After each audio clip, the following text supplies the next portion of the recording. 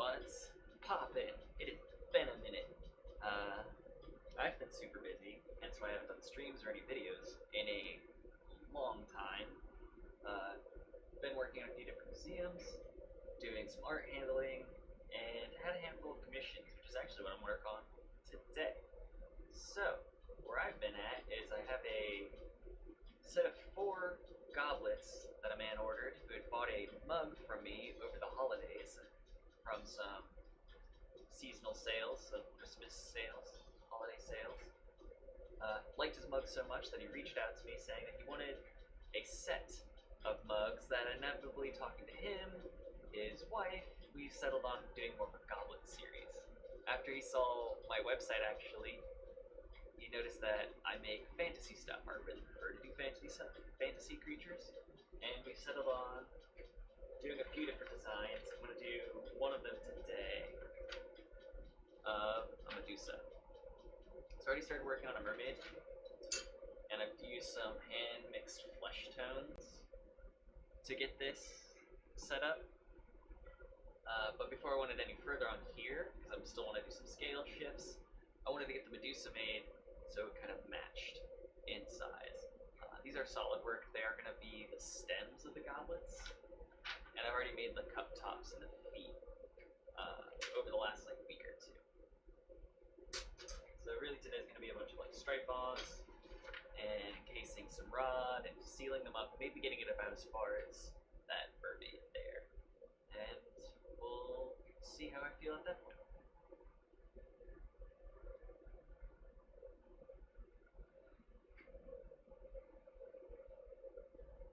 I do need the flint striker.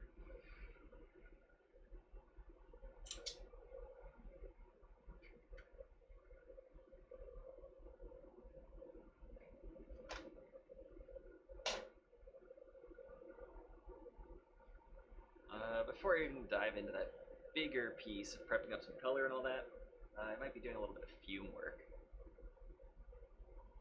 I have all these scrap bits left over from making the feet and the tops of the goblets.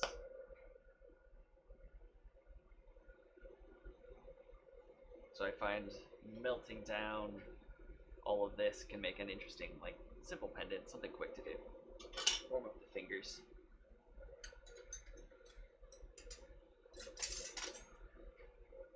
First, figure out where all my materials are for today. I already have a bunch of my colors set up in Medusa on the side.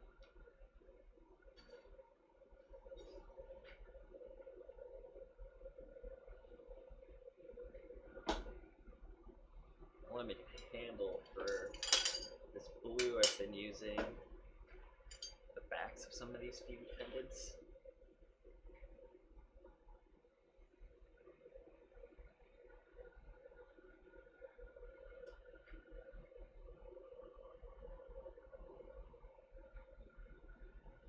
Huh.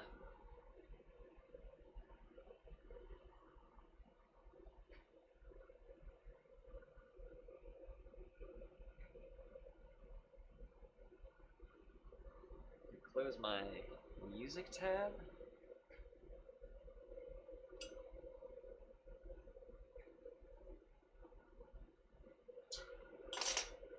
Get this sealed up and double check where my music went.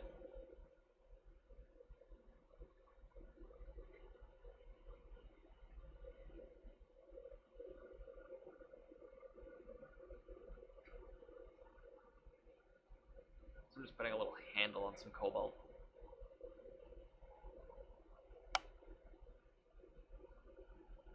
Oh, I can actually use the rest of this stick without burning my fingers.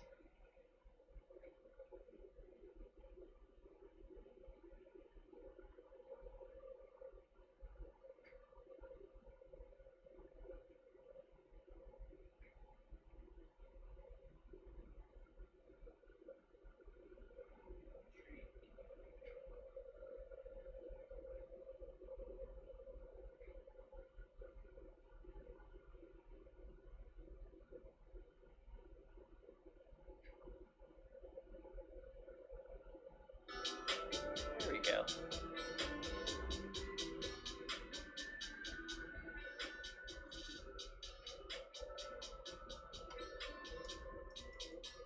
testing out some copyright-free music, so hopefully I don't get docked. Initially, I was just watching Pandora or listening to Pandora when I would stream. And then all the DCMA stuff started happening, so that kind of put me on pause too for doing this.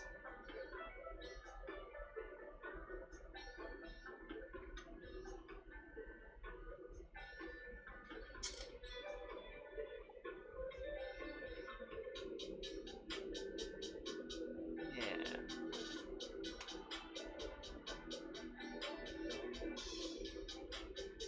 Cleaning up the ends. Do a little fuming. I have a bunch of these to go through.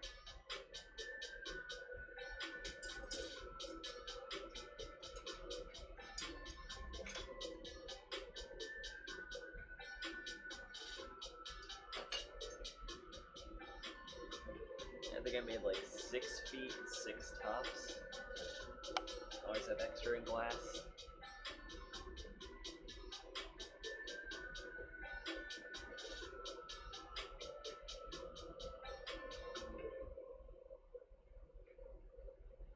So what I got is, this is a pointer, a bit of leftover. If it's not familiar, this is like a stretched tube of glass that I took off of a larger piece of tubing so I can make various objects. In my other hand, I have a little bit of silver on the end of the glass rod, like jewelry silver. And if I heat them up at the right rate, I can spray or get bits of this inlaid on the glass. So it'll give it almost like a yellowish tint. This can be done with gold or a few other metals, but really silver and gold are the common ones. And then as this piece kind of folds up sporadically or randomly, it creates all these wrinkles and colored variations that I think is fun. And then I have a few extra chips here on my table, my workbench. I think I'm going to add to this.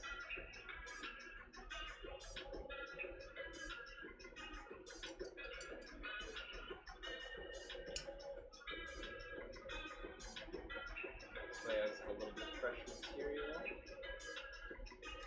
Keep working.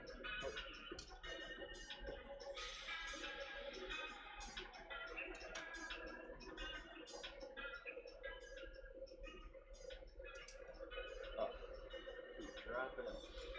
There's like little beads of silver that I have that have already been used a few times, but they fall up. I'm gonna make a little scoop with the glass.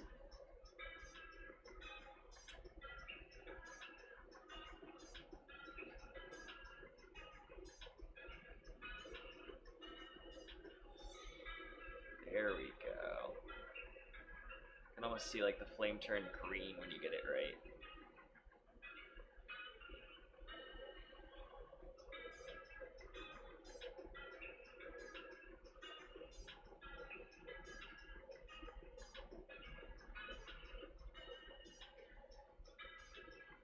Just need a little bit, get it sealed up.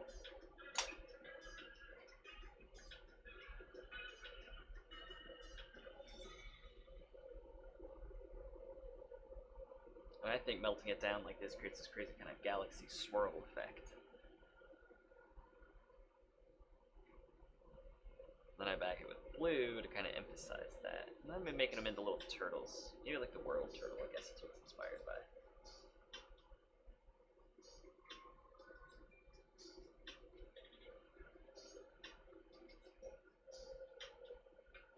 And then in melting it, there's a bunch of little divots that I'm trying to smooth out. Because any of those spots will keep air pockets or wrinkles, and I don't really want that.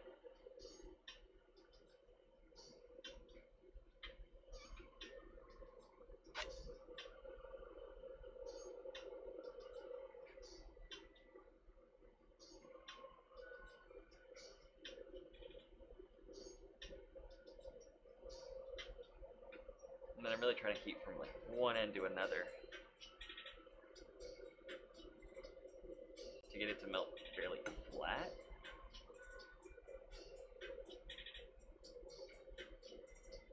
To make a nice shape for a pendant or jewelry.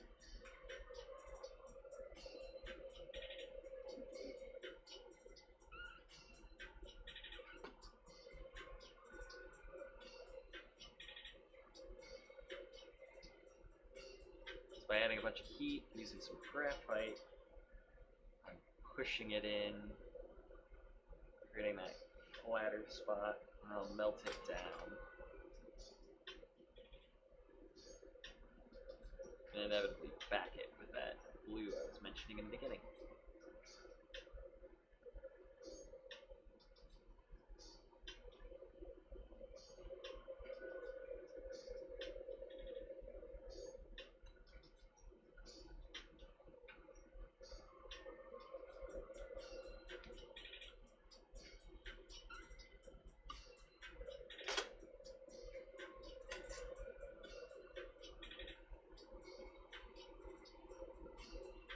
Now this line, a little bit of color on it. Blue.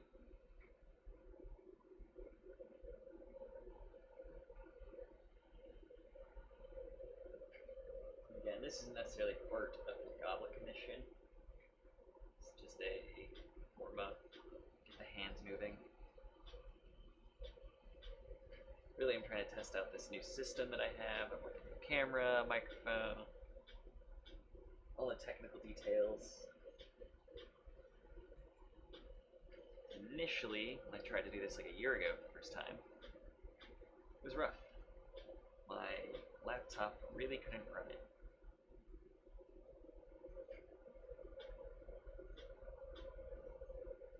But coming up, I want to be able to do more of this once I get to maybe more like summer. I can do more live streams and tutorials as my other teaching jobs wind down for the school years.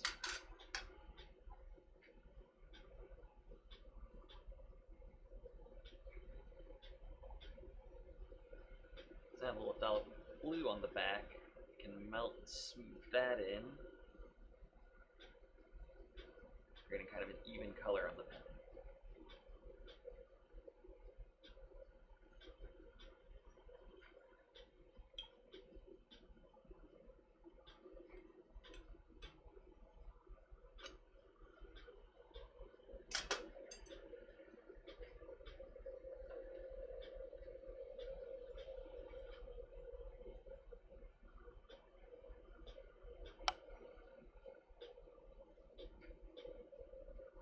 And really try to make sure there's no wrinkles or rough spots anywhere it would crack.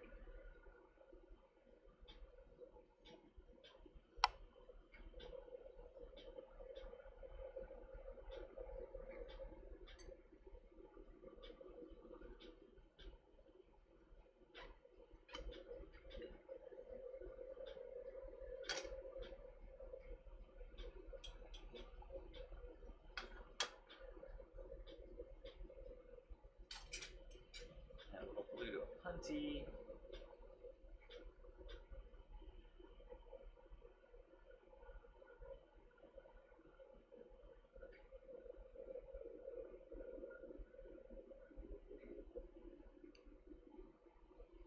It's like putting on a folia. Just heat and wrap a little bit on the clear. When I attach, I have less of a clear dot on the back.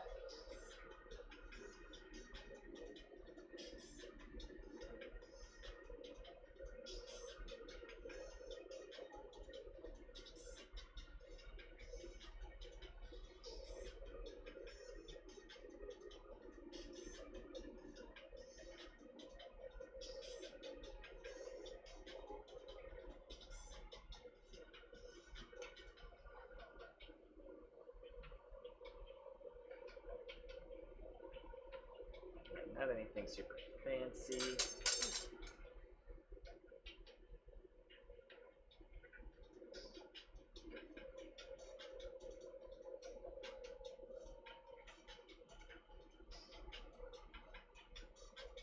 But something to do to take up the scraps.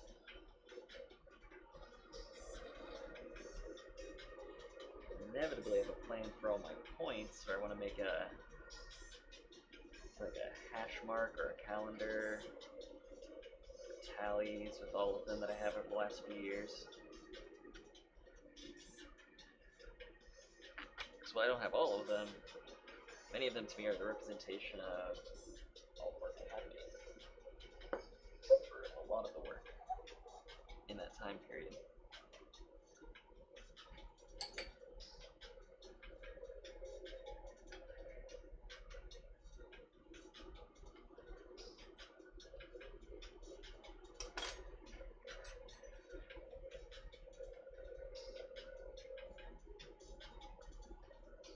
start to ring, or like a dish. When dab dishes were super popular, this would have been perfect. Just melt it in smooth. No, not so much.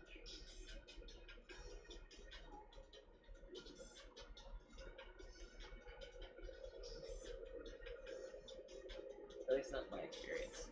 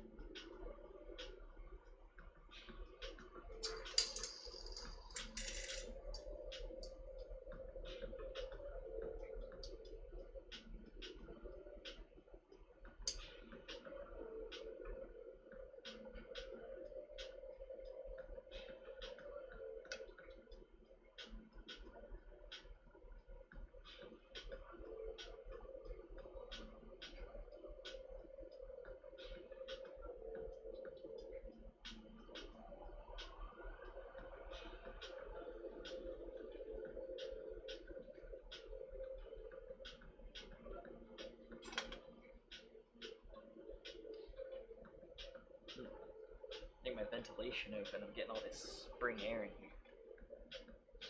I'm sneezing and watery all day.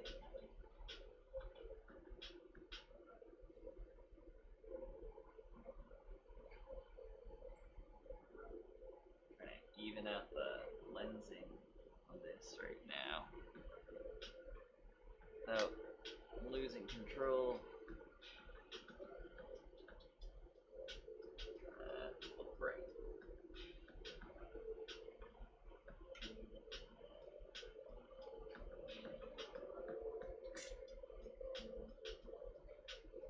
Here comes the turtle.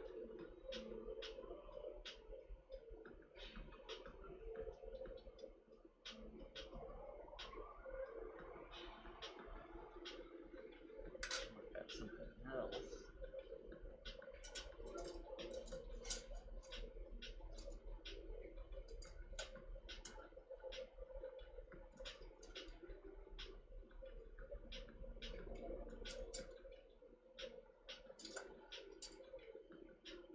Maybe.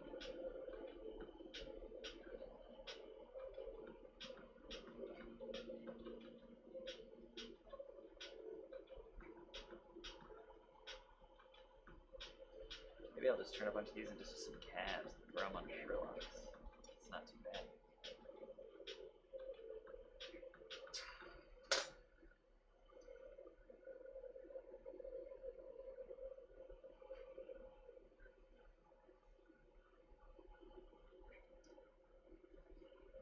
Rotating, trying to decide what end is up.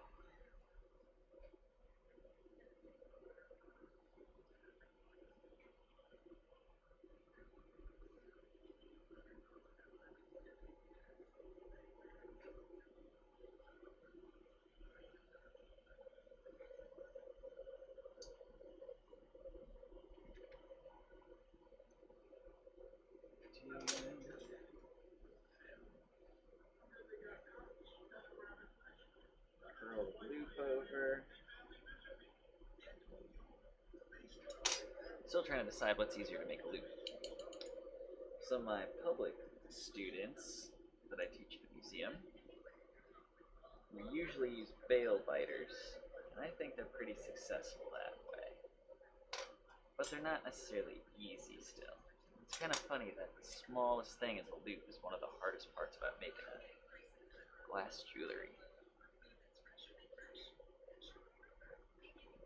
I've got a note saying some of the pieces didn't have big enough loops. For one of my more recent classes,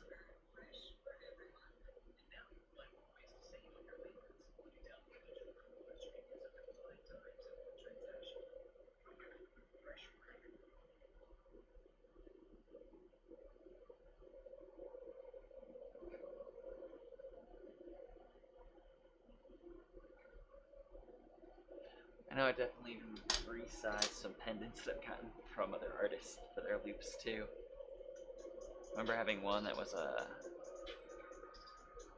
more like a strap handle, it was flattened, but it was squished too. It was like it had gone too hot in the kiln or something. And I wasn't able to get a cord or a chain through it. I think I traded it on lot and the guy said he couldn't do it, and that's why I wasn't super fond of it. But knowing that I could touch it up myself made it more appealing. So yeah, loops. I guess there's like an art to them in their stuff.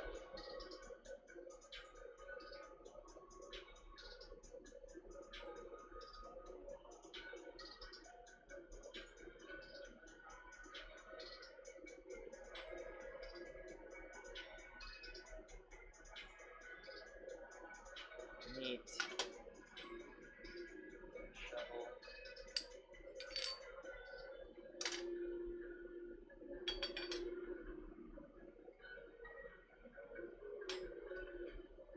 Kiln's hot. I don't know what anyone tells me. It's hot.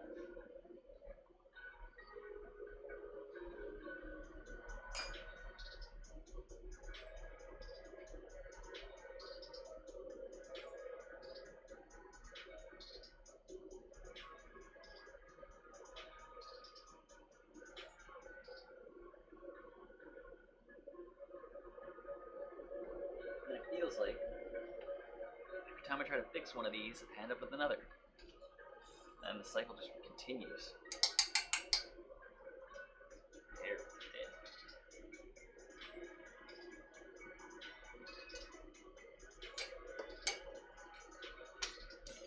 Alright, onto our mains.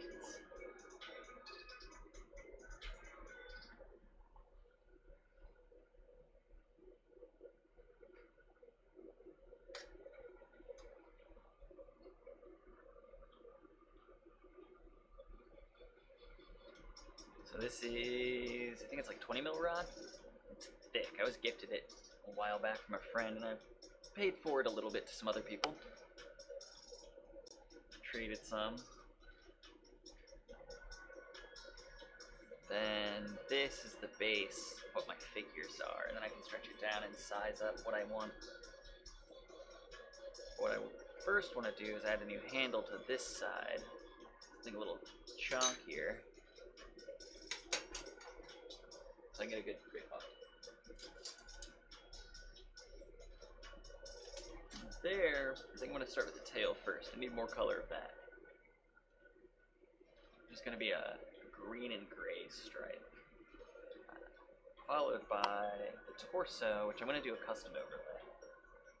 I have my own hand-blended flesh tones that I created. And I was trying them over gray. Trying to see it.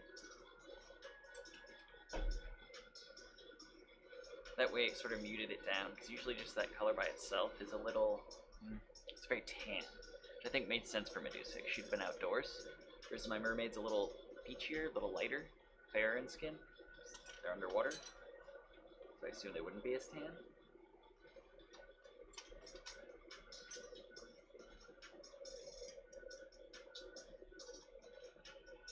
Yeah, it's putting gray down, and seeing if the tone of my custom flesh mixed down enough, like it actually was apparent.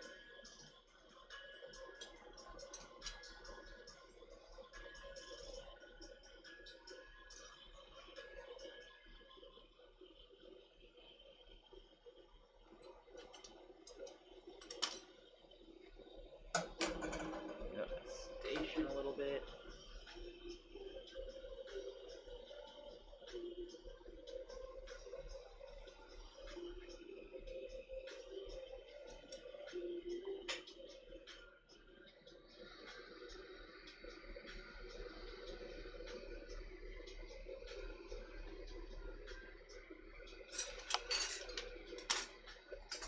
One thing I've recently learned, the delta is hot.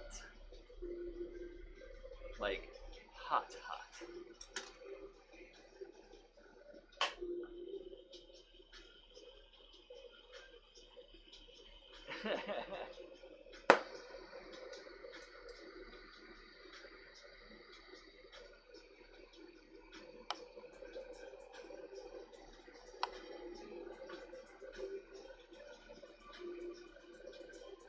Hi in the chat.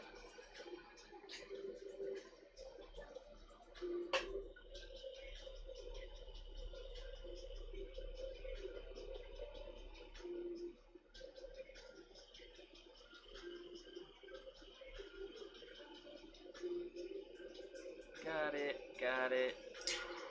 Handle.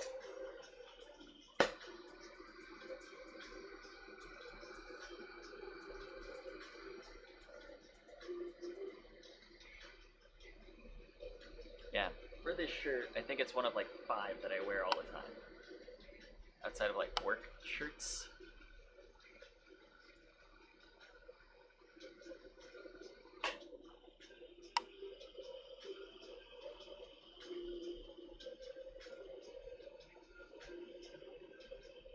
So yeah, I wanna divide this larger piece up for color prep to make the 2 halves of the Medusa.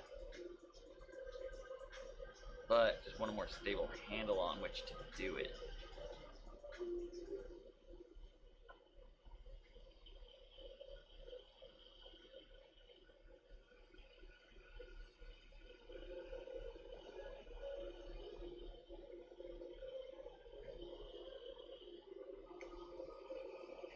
Nice hot seal. A little marber to help suck out a bit of the heat.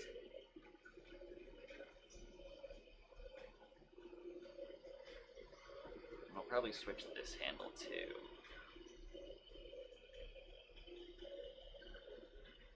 Or will I just cut it in half? I'd be right in half is all I need.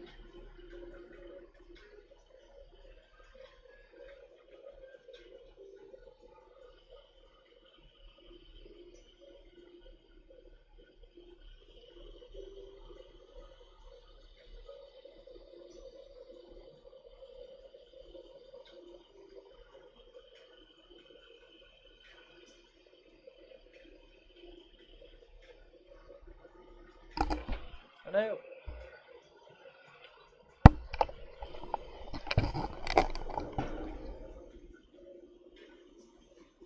I have my mic Velcro just above me, and I think as it warms up, the Velcro doesn't want to stick as well.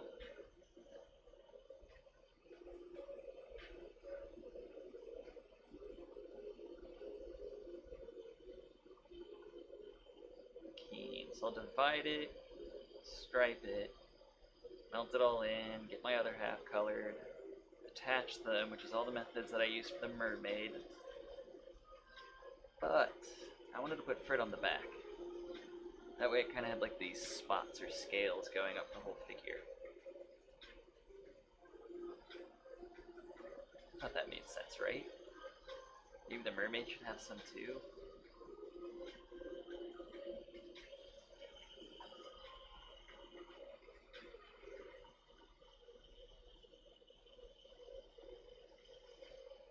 Nice and steady, getting the glass hot.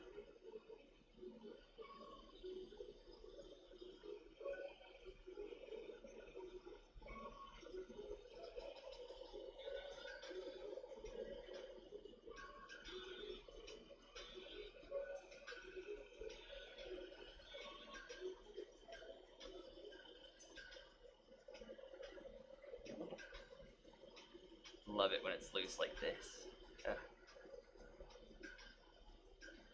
You really feel like it's glass, it's tacky. It's almost like cold honey at that point. Instinctively want to say hot, it's not. Cold honey.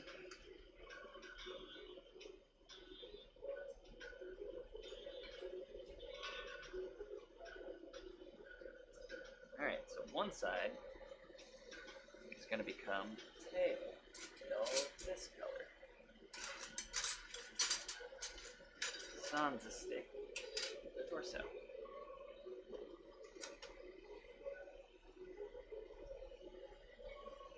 Where I already know it's going to be warm.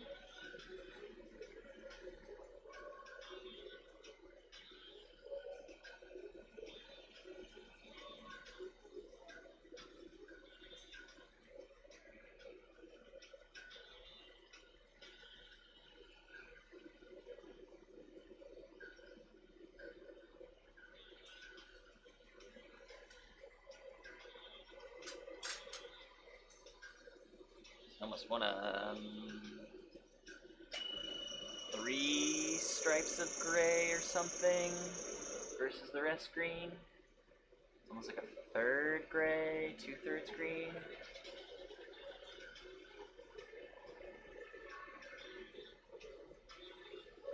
And before I get to putting color all over this, I'm trying to warm up the whole thing.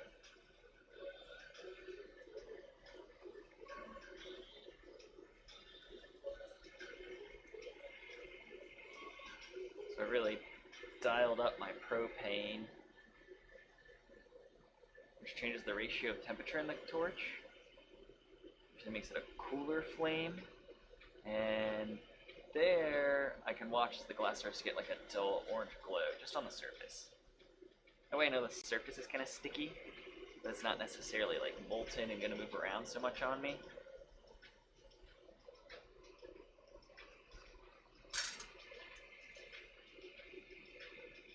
Great.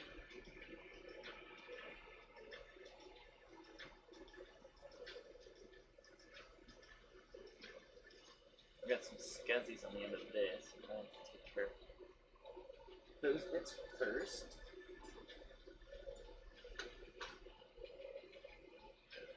Nope.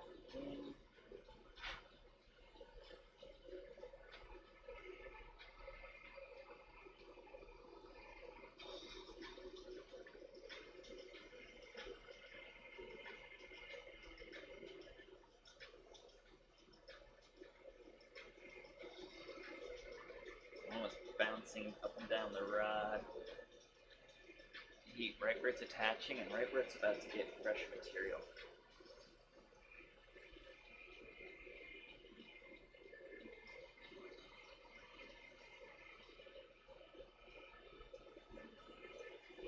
Cleaning up my nubs because it always wants to crack in the face.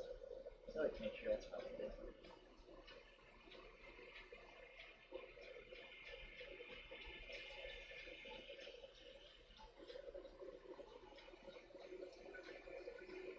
Keep everything warm. So yeah, I'm only going to do a few stripes of the gray because it's going to become like the front half of the snaky body. It's like the bellies of snakes are always offset, all colored. And their backs. That's where my logic was coming from.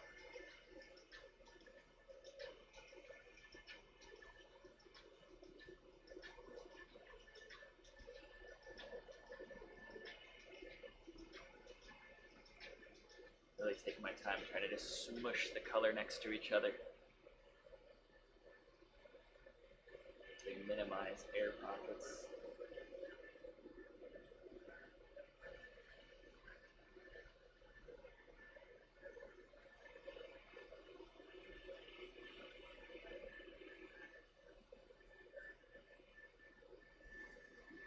It might be like 4 stripes.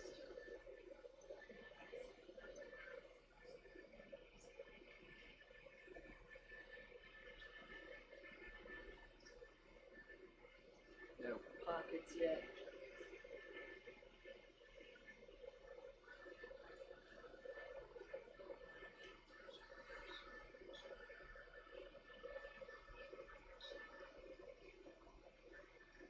Nice and easy. Usually when I'm teaching this step, people want to rush it. They don't understand. Heat, you need heat. It's got to get hot.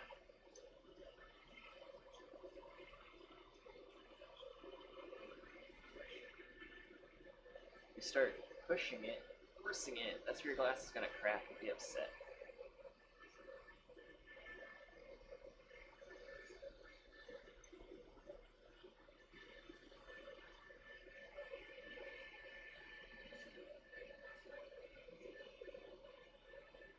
One more. I'll start placing some green.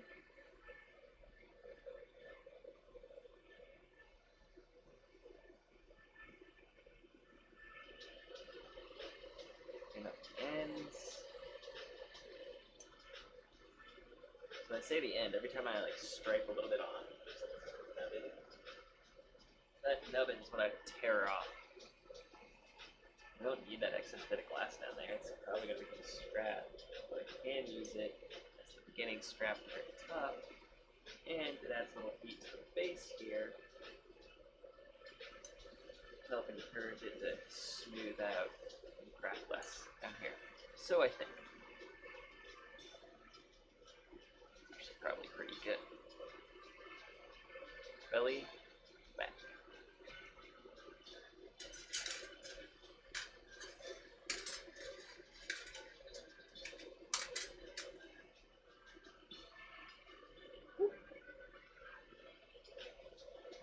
Haircuts. Haircuts are for squares.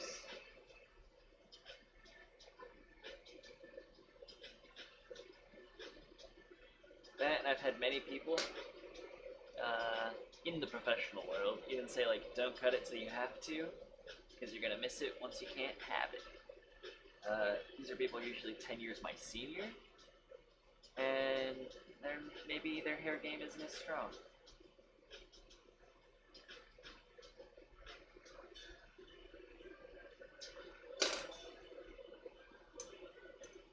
What I might want to do is get it trimmed, so I would get a haircut, but not any shorter to be less of a hippie.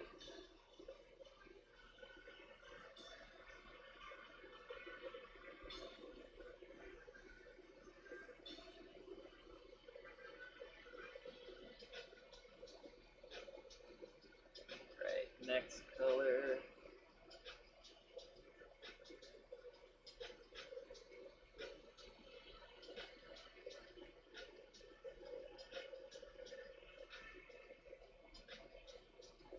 It seems a little stiffer.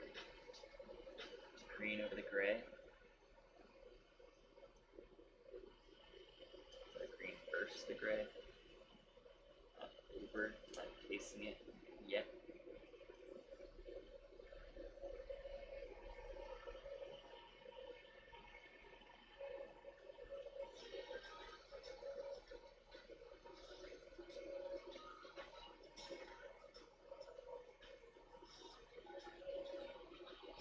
Slowly heating the rod, and we'll just keep striping on.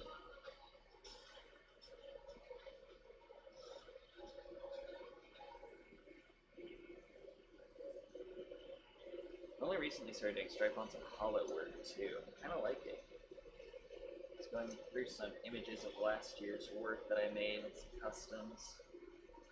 I noticed I did it in a few cases, and was able to get out most of the stripes. Simply my hesitation is not wanting all these ridges and indentations from the color. I want it to look smooth.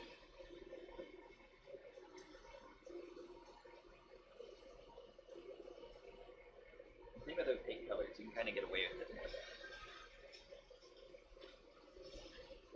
Do transparent, you can see how your stripes lay a little unevenly. Versus opaque, it all sort of blends together.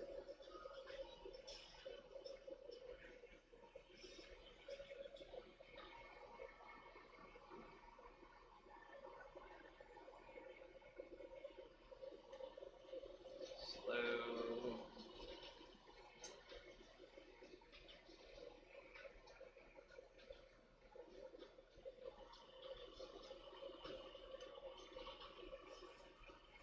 Bueno, Annabi.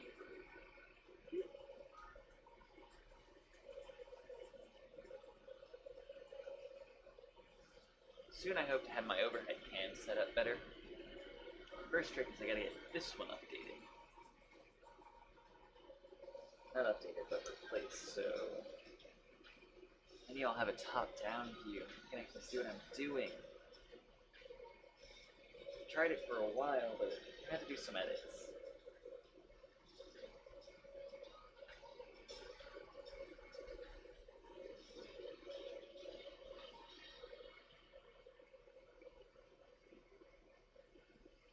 So with that in mind, thinking of getting a mirrorless camera as my face cam for this position. This would then switch to above me because it's the GoPro, it's a little portable. And I can have both angles. Previously, I had my laptop here, so it was a little downrange from the torch. That's something I'm really fond of. Favorite place to put my computer.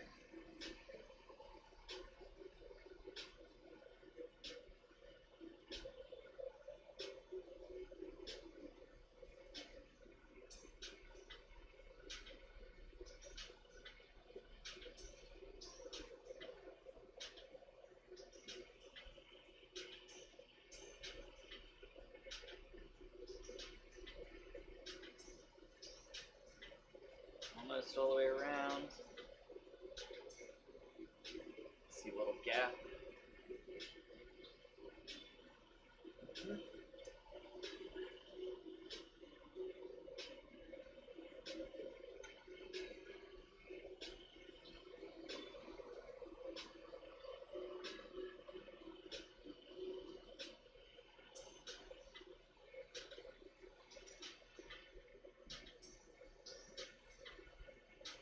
I get more of this green. I think it's like pistachio or something. I got it for commission last year, 2 years ago now, to make a bird, a parrot, a ring-necked parrot. I really like it. It's like orc or goblin color.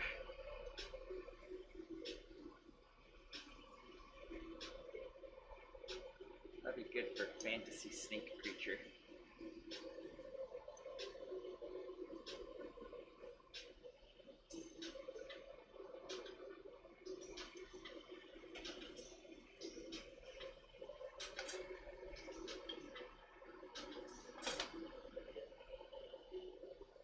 Alright, it's like 2 more stripes left. It's like 1. Getting just right.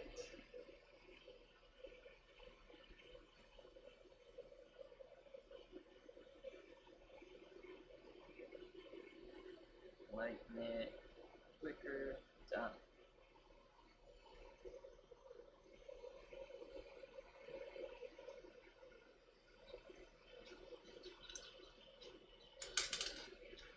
Cool, you didn't even use a whole stick. And I don't think that one thins out so much, so it should be good. Get a little twist though. It's got kind of a wrap I can straighten out in a moment.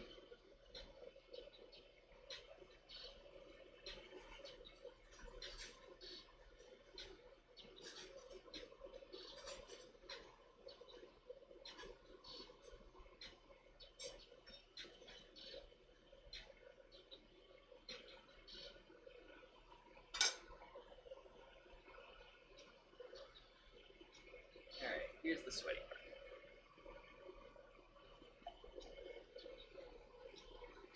Shoot to melt it from one end to the other. In case there are air bubbles, squeeze them to the other side. Which means I gotta get one side really hot, and then get a handle on it so I can control both ends. One day, I'll have my blast shield. Had one on order, still hasn't shown up. He said they were at backstocked. So I tried to call back, or reach out, get a refund. They said they'll check first, waiting on the refund. Might just switch over to a different company to see if they have them.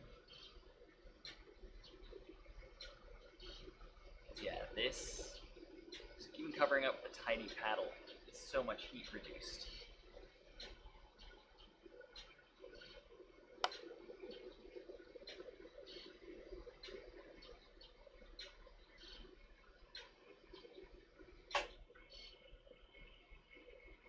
We'll marver in with some graphite, we'll roll, smooth things out.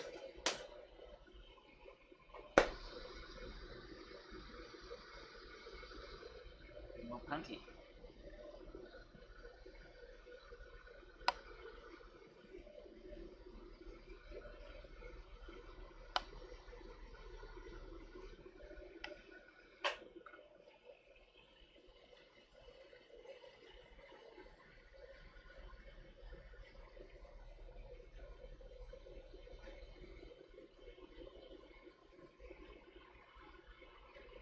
Adding another candle, then so I can kind of keep some stability as I melt from one end to the other.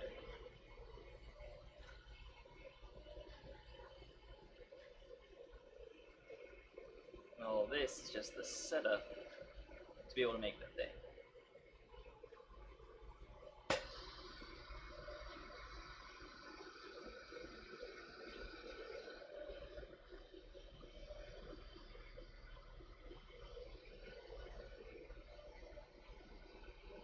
So I'm really trying to eliminate any surface texture, creases. It'll interrupt the look of the color.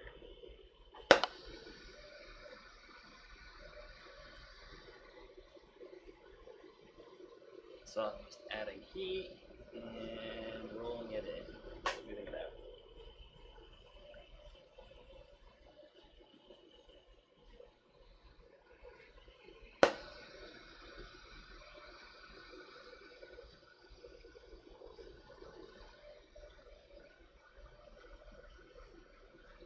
Whew.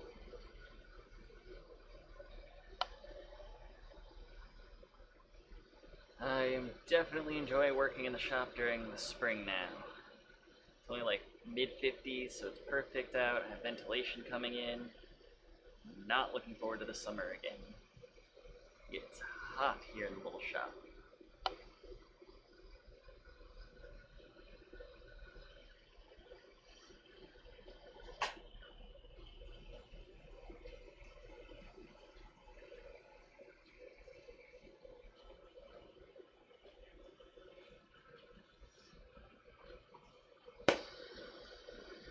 Trying to look out that this is all nice and melted in.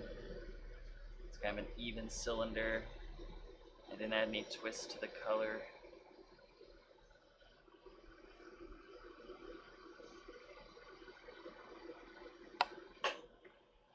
Spend all that time making a belly and then suddenly it kind of wraps around. Spiral going around, it's not what I need.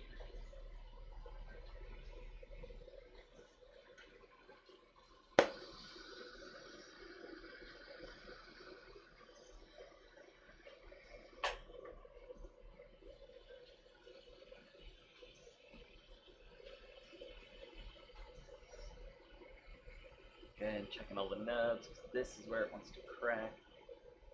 The end of all the rods. Even if you get everything smoothed out the rest of the way, if there's still wrinkles here at the end, it's not going to work. Or you just want to be fast about getting rid of them.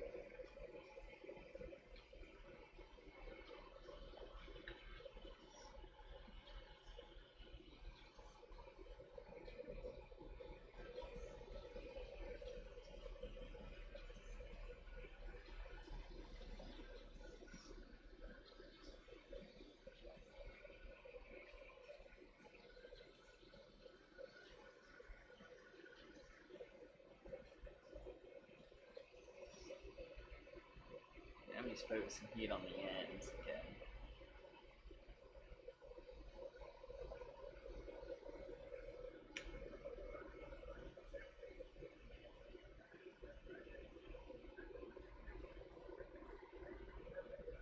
Make sure my stripe again isn't too wiggly.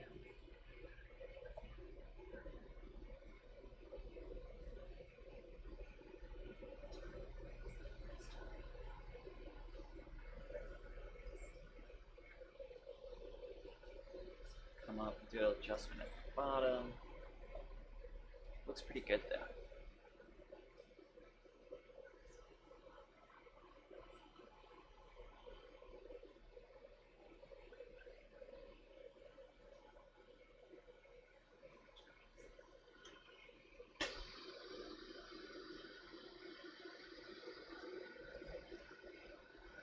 So now I gotta decide what handle will take off. I'll start on the next side. More human half. So again, I'm making a Medusa, and this is gonna be like the snake tail end. And then even researching her body and her description, her physical looks, she's supposed to have wings. Never knew Medusa had wings.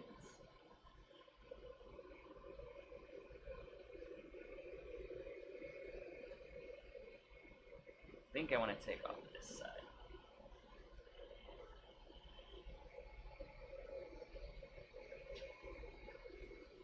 That feels right. It's a longer handle. Better to balance the rest of the piece off of if I work from the tail side.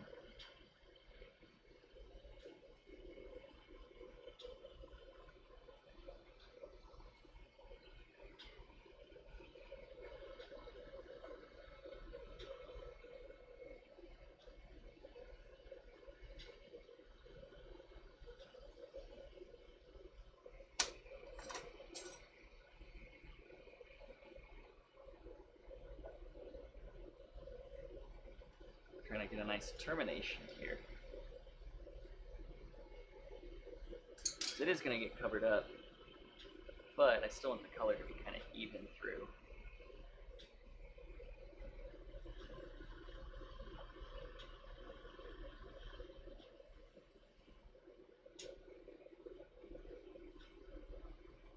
So I'm even grabbing into where the color is. That way as it melts down, it kind of has an even pull or seal.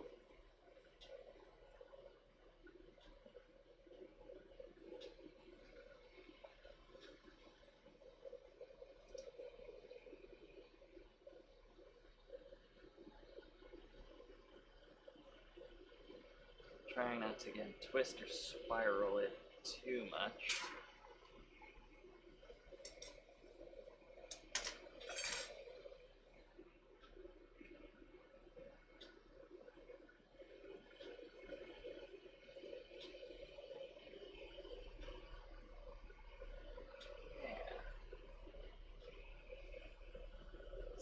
Snake.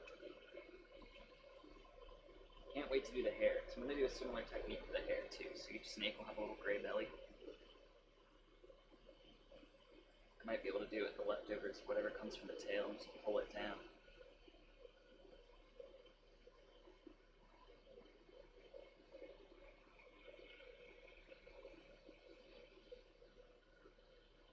You need to start thinking about life forms. I don't know if anyone else is applying to that, but glass life forms is coming up again. I think the application is in like a week and a half or something. I want to submit a bird. Really been wanting to do a crane or a herring. Have long legs.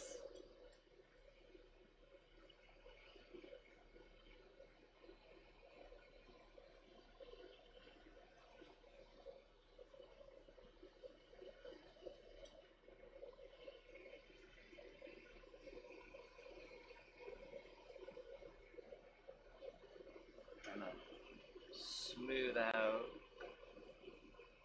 right at this termination, almost make like a landing pad where my upper part of the torso would go.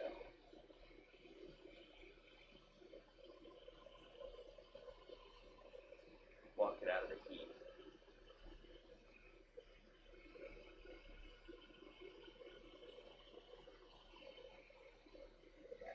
Here,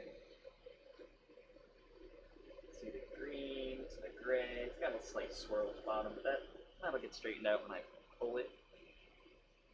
Yeah, this way I've kind of denoted what would be like the belly or the front half versus the back of the snake. Kind of this design, but I think I'm going to have her more engaged with, oh, she's holding the goblet or the top. Maybe your snakes are swirling up around it or something. First step is just get the portions made, colors made.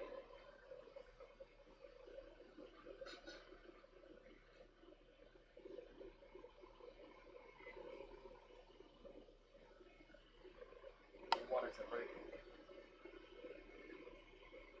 It's supposed to be water like.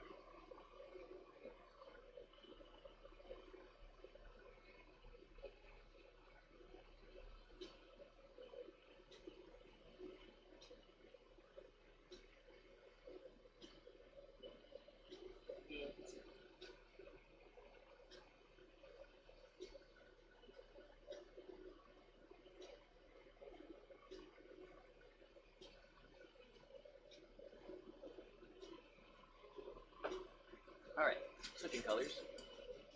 Don't know if it needs to be green. need some of the custom flesh. A little bit of gray. Yeah, again, the torso isn't just going to be a flesh tone, it's actually a little gray with a flesh overlay. That way she looks a little more haggard or old or wrinkled. She isn't super tan, she's kind of a little more ghostly, decrepit, creaturey.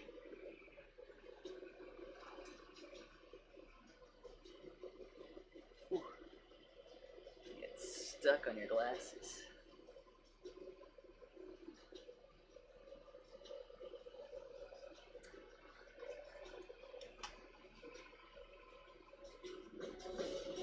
Too much, too much.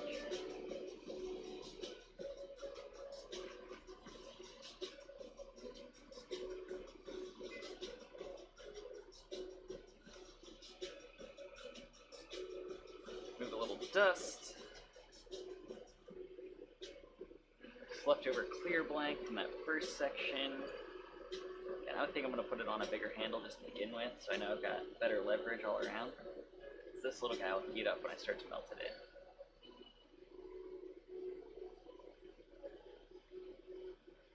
Might be able to use it after I get everything added. Straight on, it's not going to be super useful.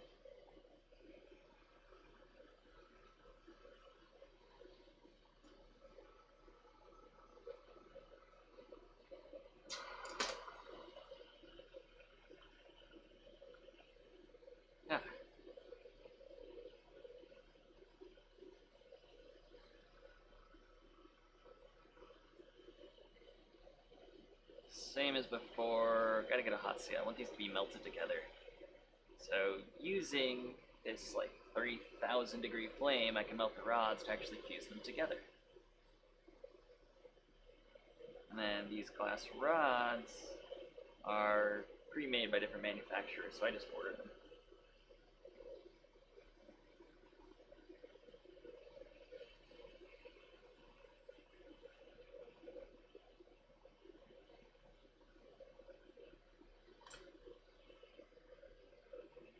I don't know. I feel like Spotify disappears on me sometimes.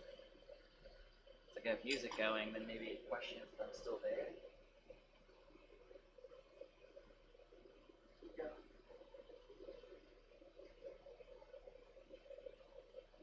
Yeah, it just stops.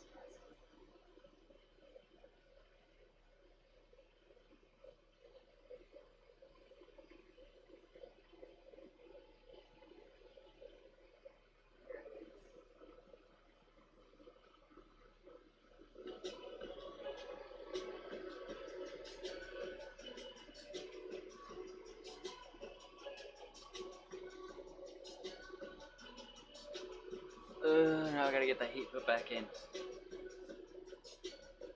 Another tip I'm always trying to impress upon my students.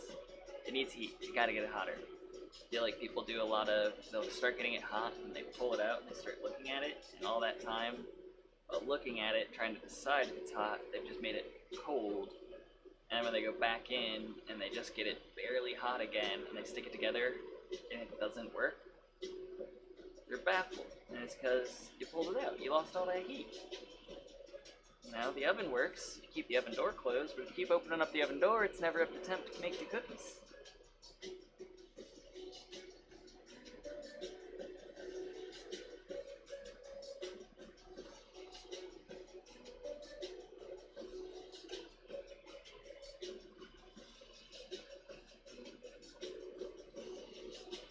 Now, with a thicker and very stronger connection, you can add some stripes on. This is actually going to be double layered. So it's going to be a gray with some of the tan.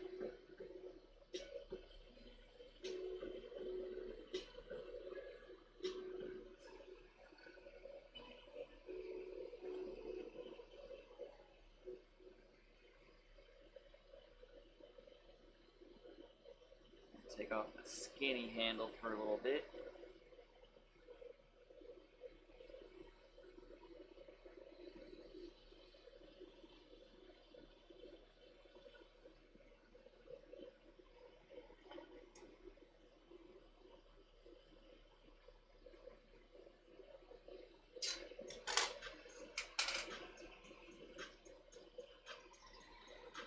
all rewarmed. Did have this in the kiln.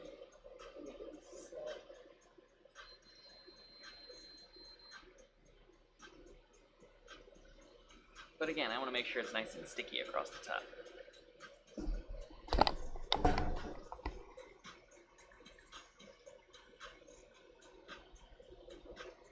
Yeah, the actual adhesive of my mic, not very happy.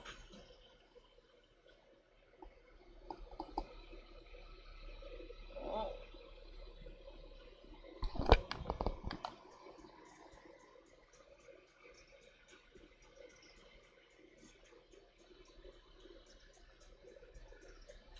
Might have to address that.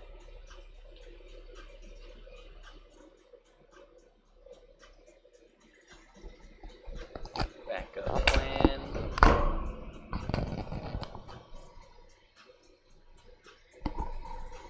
Hopefully that still works. Feel like it should. Even gives me a little more headroom.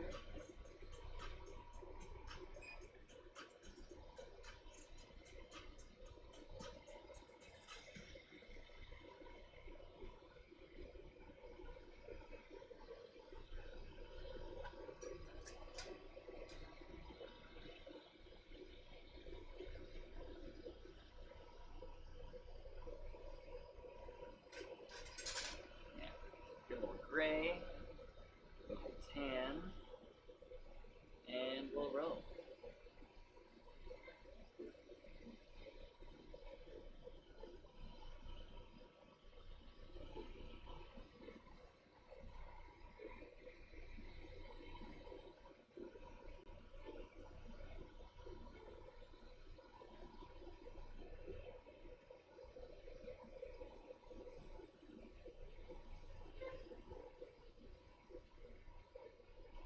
Slow stride process.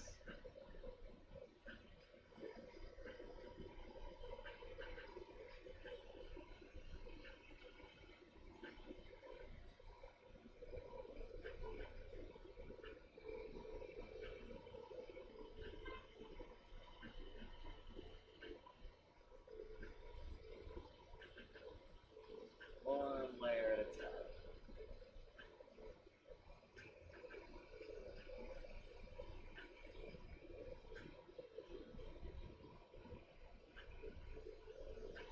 I do need to make some more flesh tones soon. I think these are my last 2 or 3 sticks of my 2 different tones. Slightly different formulas, custom blends. But I am running low, so I think I'll have to make some more of that soon.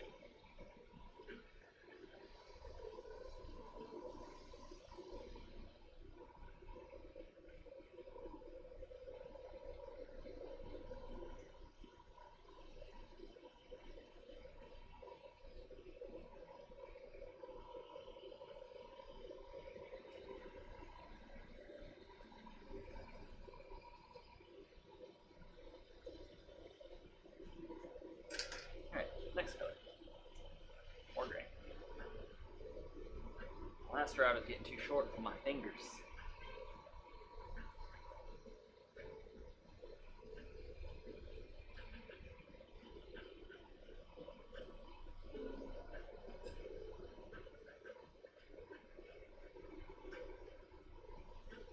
And I want to be lazy.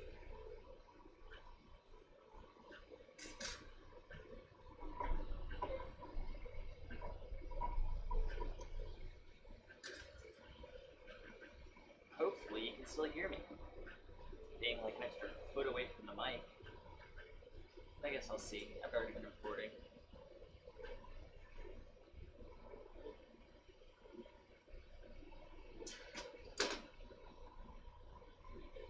So I'll go back and check to see how close or good the volume is there. Really my goal is to get a lav mic I'll just wear. I'm afraid of having the wire dangling off me and getting caught in a tool or something. Wireless ones are expensive.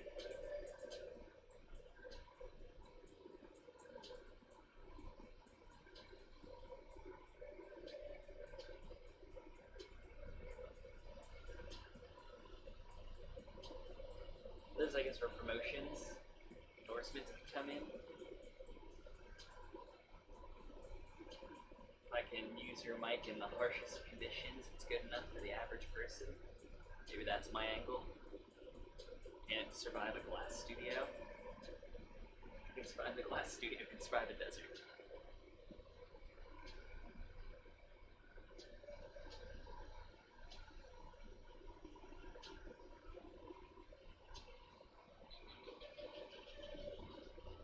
Or any extreme sport. I don't know why you have sport. I have mic on, but deep sea fishing.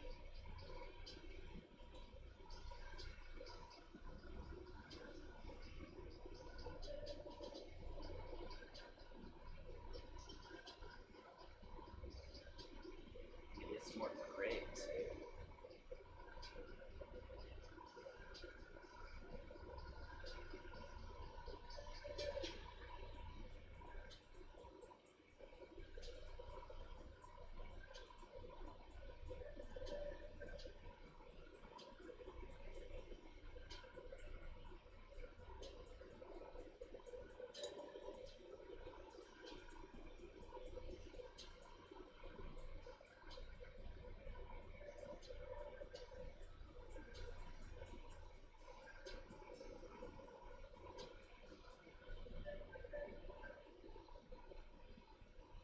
Done with the first layer of gray.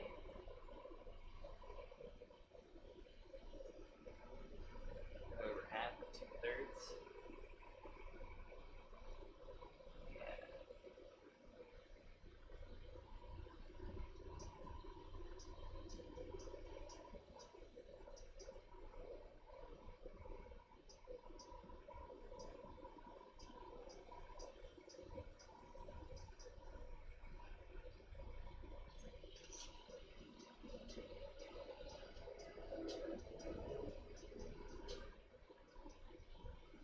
Yeah. Of course, halfway through a thing, I get really hungry. I'm at that point where you can't stop. I have to melt it all in. All I want is snacks. I want ravioli. Why? I don't know. That's what I want.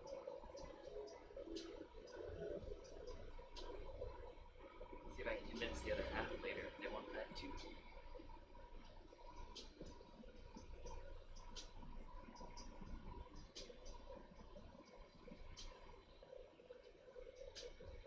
Again, yeah, this is all for prepping the sculpture. You have to get all the colors set up. Casing a clear, solid rod of glass with different color sticks. That I can then seal different colors together to make enough material for a figure. And then these figures are going to be uncommon. Or fancy wine glass. This is one of 4 figures I'll be making. It's a Medusa, a mermaid, a hydra, and a siren, like a bird. So I'm still trying to figure out exactly when sirens change from bird people to mermaids.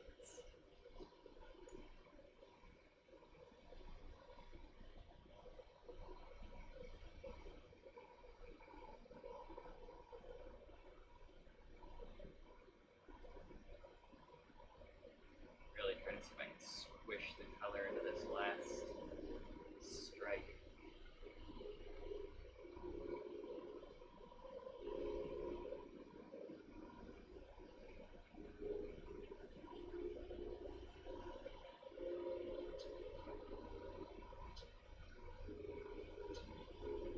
Extra.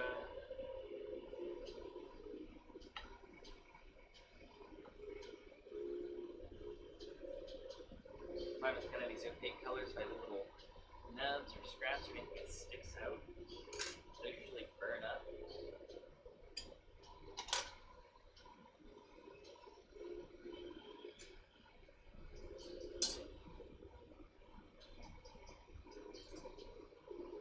Alright, plan, melt one side, get it smooth. lightly touch the handle, get the other side on. It's a small handle. And then I'll get this melted all the way in to prepare for the next layer. Being flesh tone, that way it kind of waters it down, gives it a little more gaunt, ghostly, gangly appearance. A weathered for our Medusa.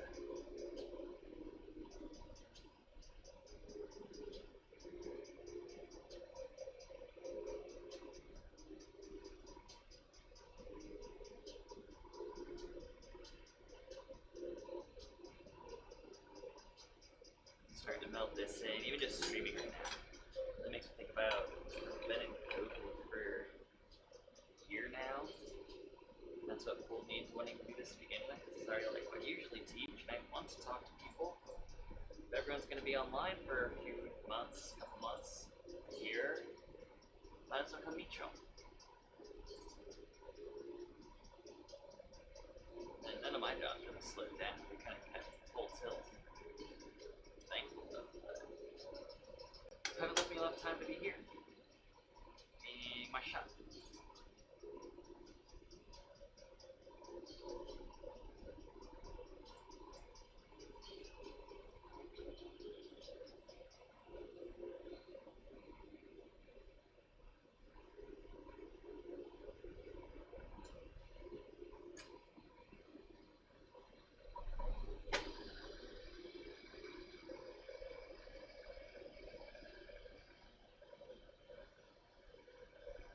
Smooth out all the wrinkles, creases, just makes it easier to add another layer of color to the top.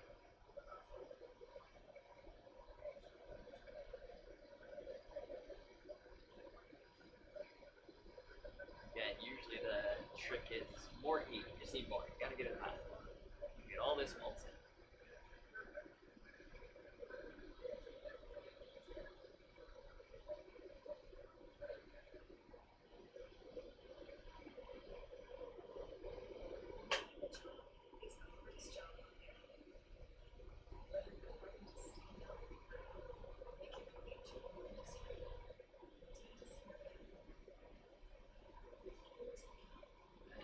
As I get closer to the original handle, again a little stability, so that's why I want another one.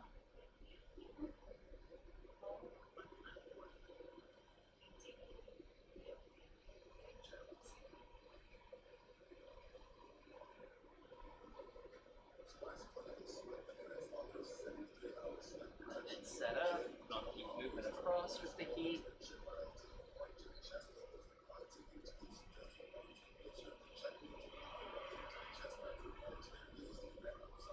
Again, we'll add another layer.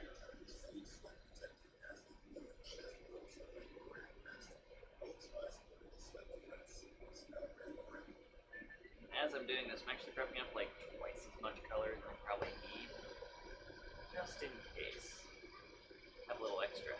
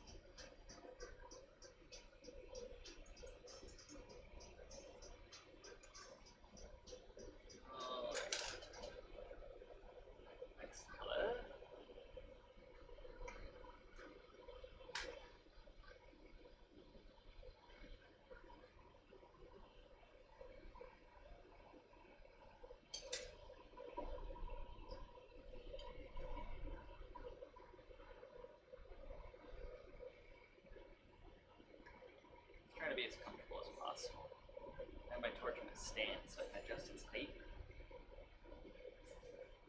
And sometimes I want to be really tall, and sometimes I don't. I want to lunch.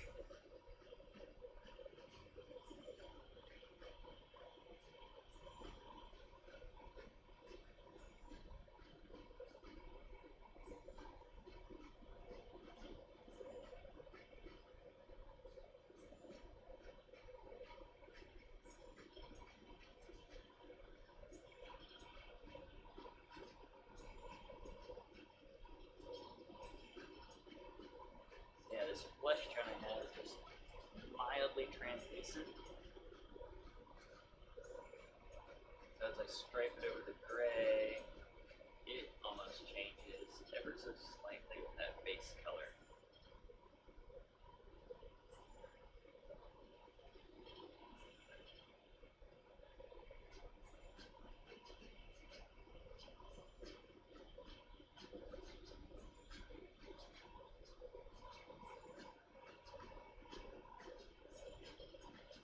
Fingers crossed I love this color.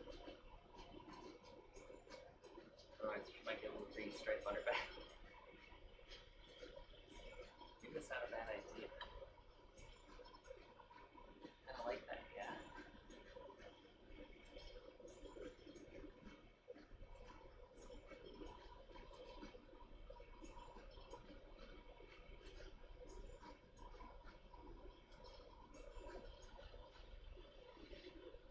A little bit on the back. Also has the tail coming up.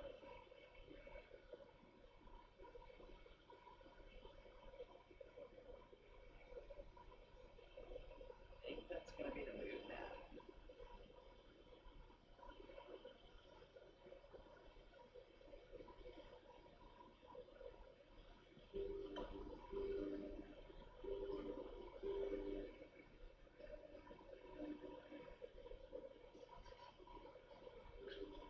Almost like a rope reverse.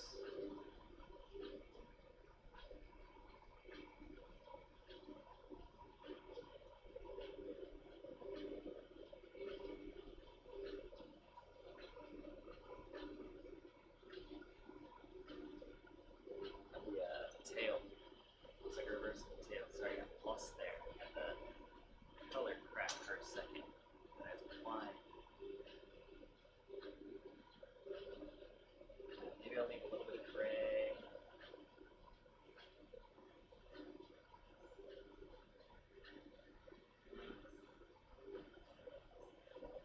Green stripe.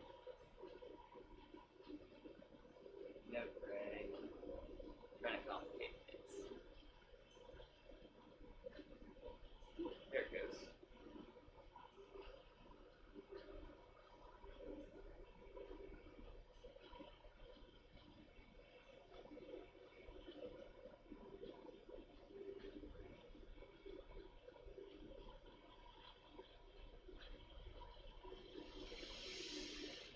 Color split right there, so left a little bit extra on that one spot. It's gonna be a little different there. At the same time, like flesh tones, people, figures are a little different.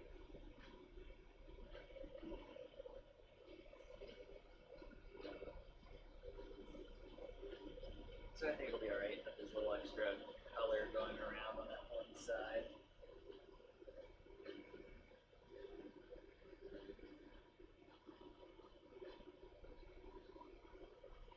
Yeah, maybe like 2 stripes of green now.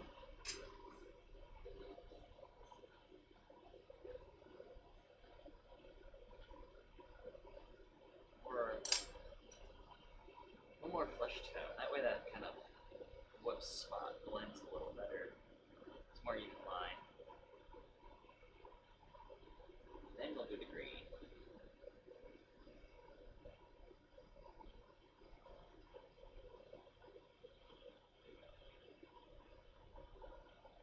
Slowly get going.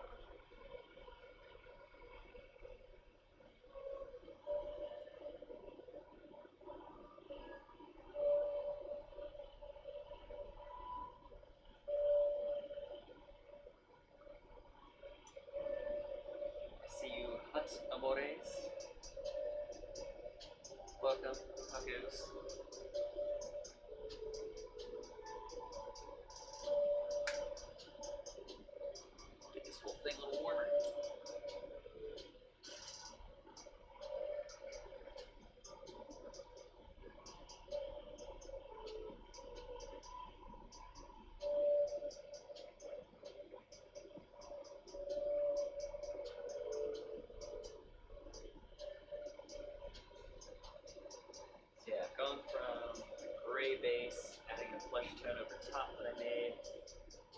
Green this way. The Medusa's color I'm working on. I've already made a tail that's primarily green, but I think this is gonna let it kind of flow or connect back up to the next figure.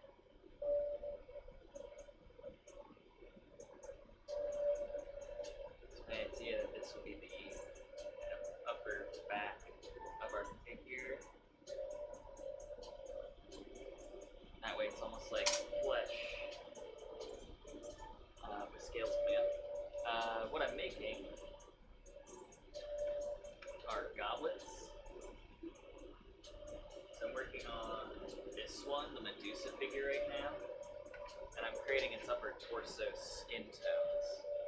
So I have some flesh-colored material that I've created, a custom glass blend that I've striped over gray. A gray color glass. And this way I'm getting a custom blend or custom layering of what that figure's body will be. And I've already worked on the tail hat, the snake hat, earlier. So this is just the setup for the body.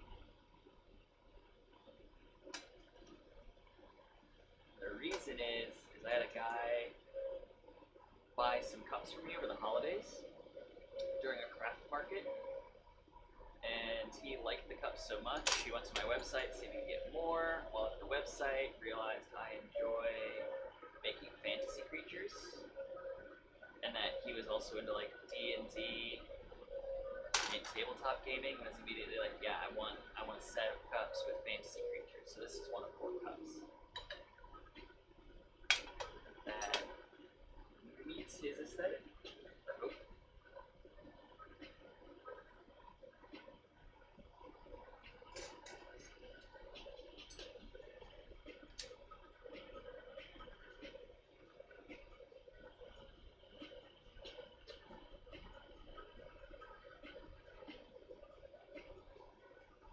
Now it's adding a little extra color.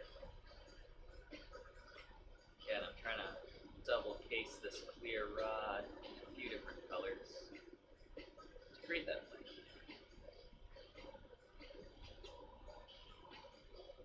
And then for the goblet tops and feet, I already have those made up, and I did that a week or 2 ago. It's been a steady commission between other jobs. So usually between my own work, I'm teaching this.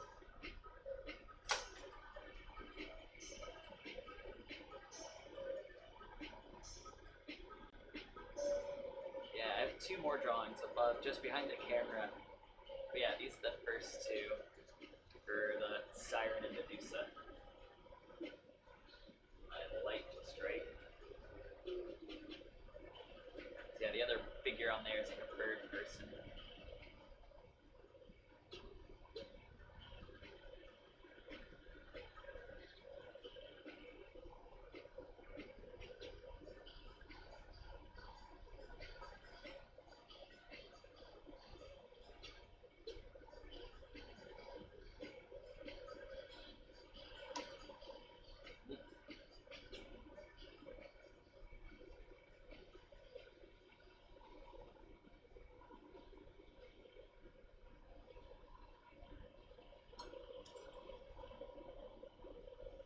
For some reason, my color placement near the end is getting sloppy.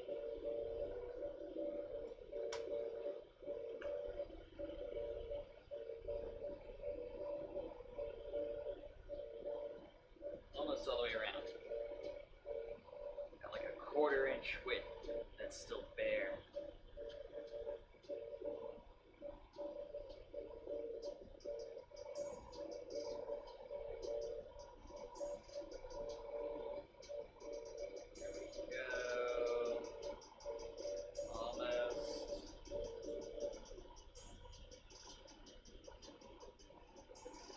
Neon behind me? Yeah, I did. Yeah, I also spent neon. I have a couple pieces I actually need to get pumps to do single electrode work.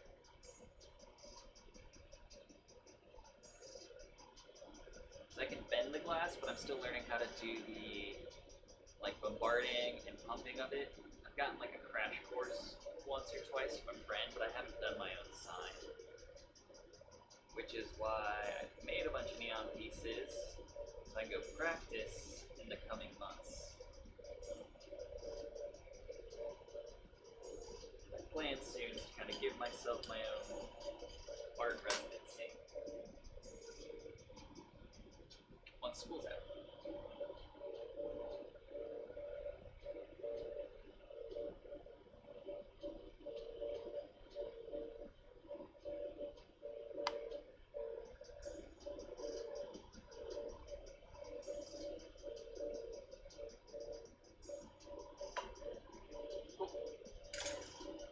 This is coated. Got a little extra spice on it too. Get this melted in.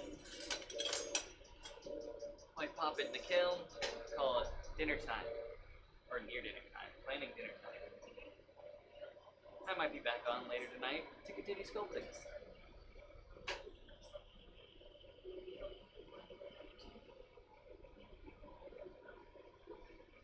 Yeah, what's going on right now is I added all that color to the outside. It's got all this texture to it. Not a good sign. I'm trying to get it nice and smooth with my finger. So before I can say it's done, if I don't melt out those pieces now, that texture now could crack later.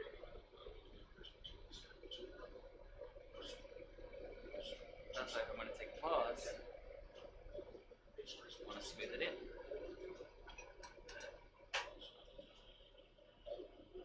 So I'll work from one side to the other to help squeeze any of that texture or bubbles that might get trapped out.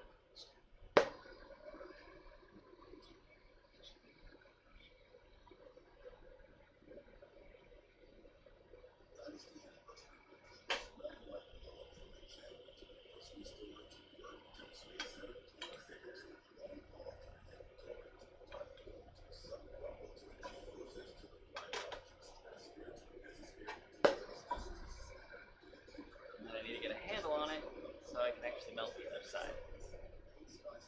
Yep.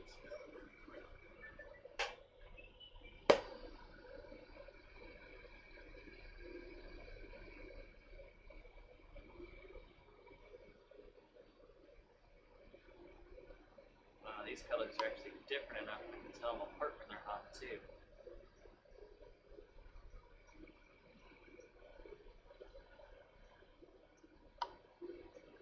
I did the snake body, did a little gray, some green in it.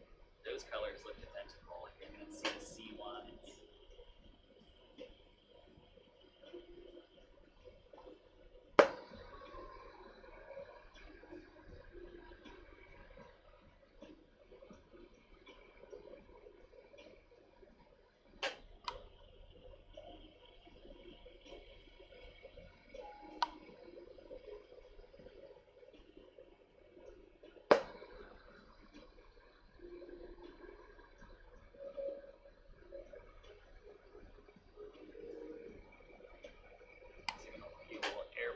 Here and there, there's might have been bubbles mixed into the flesh color. Go back and get those popped out, not too much of a scar. Or if they are, it's where Medusa's been attacked.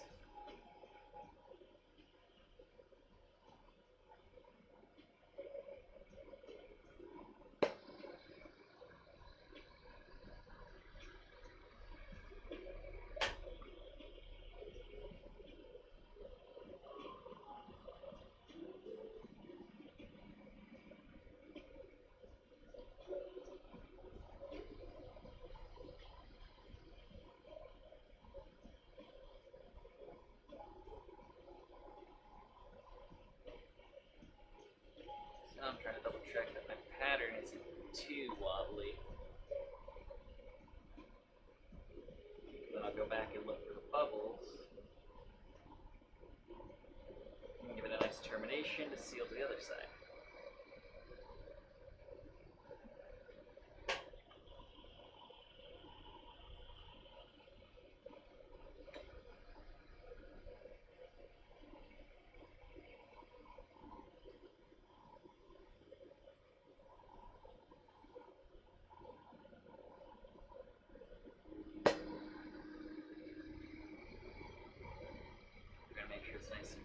So let me just start with 2.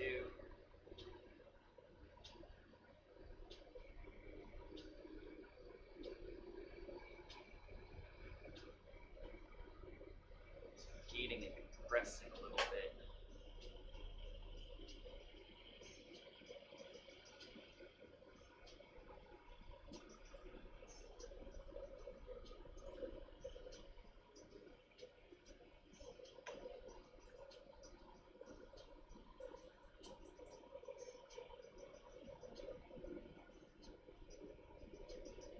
Take off the little handle and terminate it. We'll get it attached to the other side. Then we'll take off the big handle to be ready to shape the top. That's really, I think, it gets fun, and that's about where I am in the mermaid. I'll hold that up. Once everything's attached, what I'm really going to have is kind of like a bi-toned section. So this is like the top half of the mermaid versus its tail.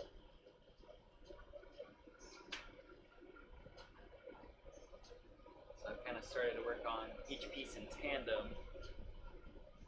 That way I can price check and make sure that they're similar in size to one another.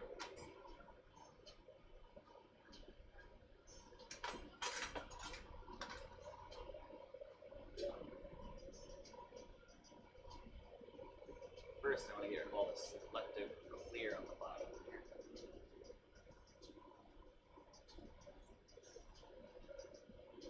I'm not trying to twist the colors, but I even want to stretch.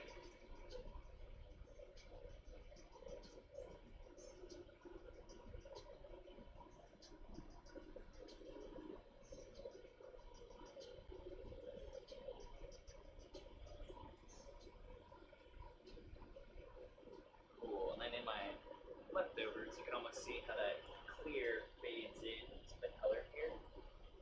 That's what I was trying to remove. So when I combine these two, there's no seams or gaps, so there's less of one. So it does look like a nice transition of color from one to the other.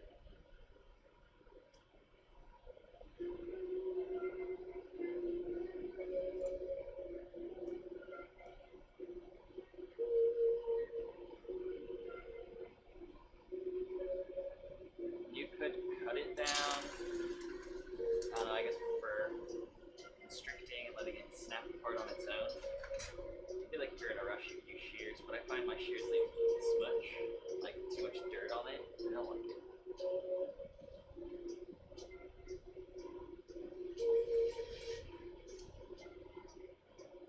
Here again, trying to make a landing pad similar to the other side, where it's going to be kind of flattened.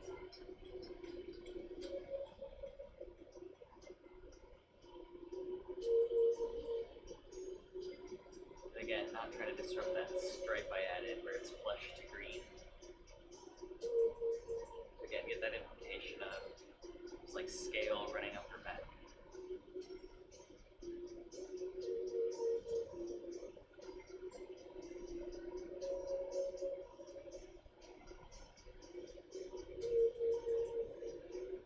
Allowing the heat of the torch to really melt this material down, but also using a paddle. It's a little bit of graphite to kind of encourage it in the right direction that I want it to go.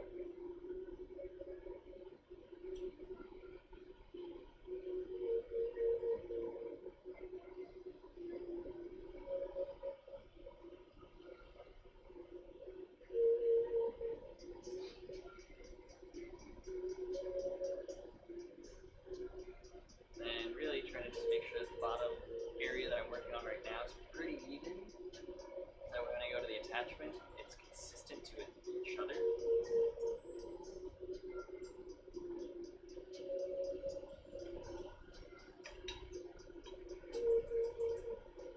So I'm not going back and forth and trying to like reset the waist or anything.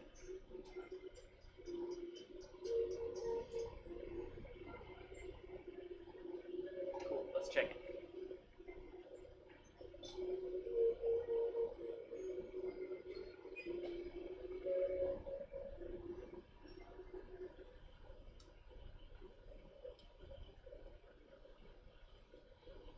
There's a kiln next to me, so I just pulled these pieces out of the kiln and they have a little dust on them.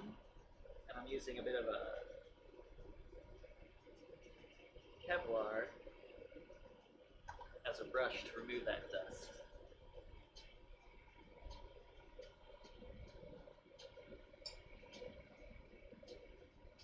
And then here's where I'll do my price checking. Make sure I'm lined up, and then I can seal these two ends together. So they're pretty close. I'm comfortable with that. The next trick is to make sure I get my lines as close to opposite as I can of each other. It's going to be weird if the back starts like halfway from the front. Maybe I made this harder for myself. I don't know. I think it's going to look prettier. A little more stylish.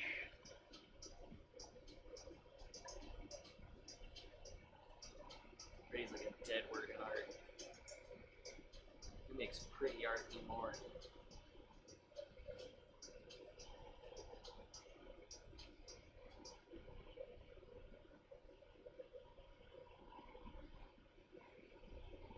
So to catch those that joined in, I have two clear cores that I've striped color on the exteriors. Each one has its own respective striping pattern, so I laid color rods across it. These patterns are representing the coloration of a Medusa figure.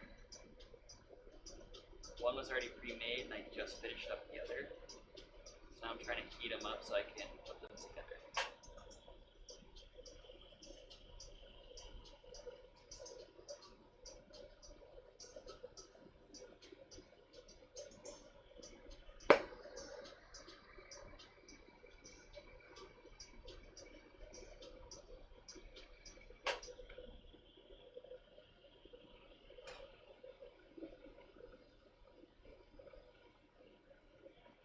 Stand up for this so I can see the sides.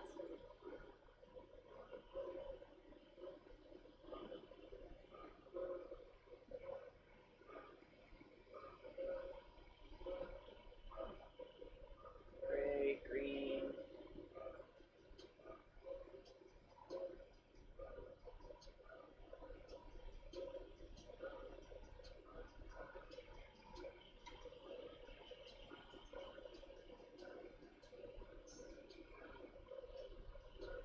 A little adjustment.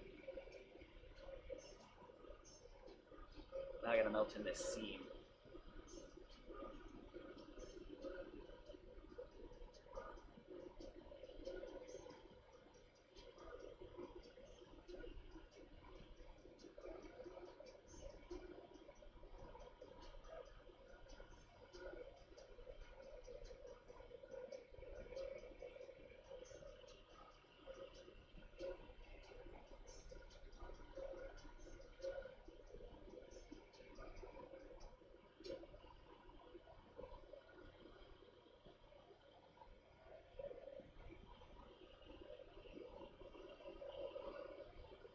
I'm really trying to heat up right where they attached. Just don't want to fold or grease there. So there's a little bit of a line. That is no good. That's what I'm trying to eliminate. So I'm really trying to put heat in that space. Kind of compress and pull to get rid of it.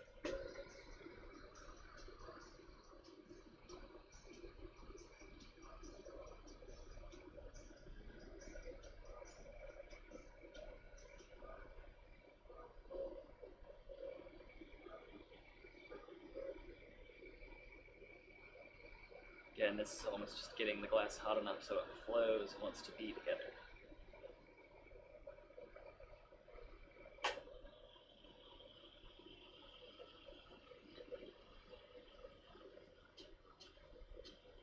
All the while not twisting the pattern.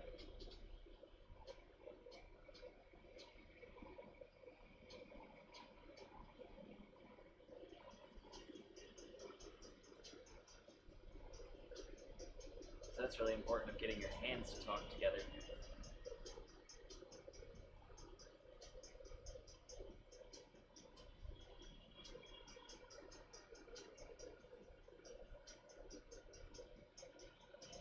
So I was just checking to make sure the stripes were pretty straight.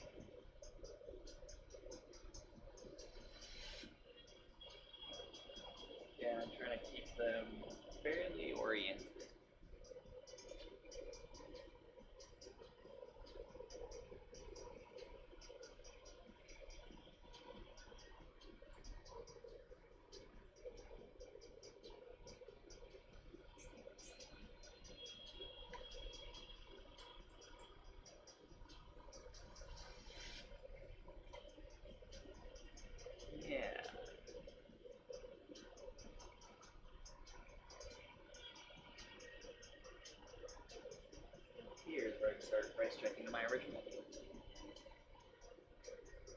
So that's pretty spot on. So what I'm shooting for is something like this, with a different coloration. This is the mermaid upset.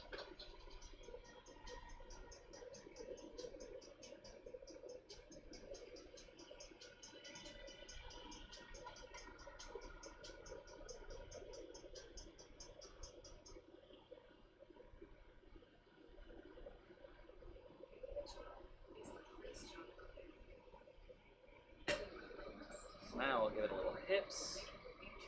So I'll take off a bit of the color for the torso. Don't need the whole blank that I made, just most of it.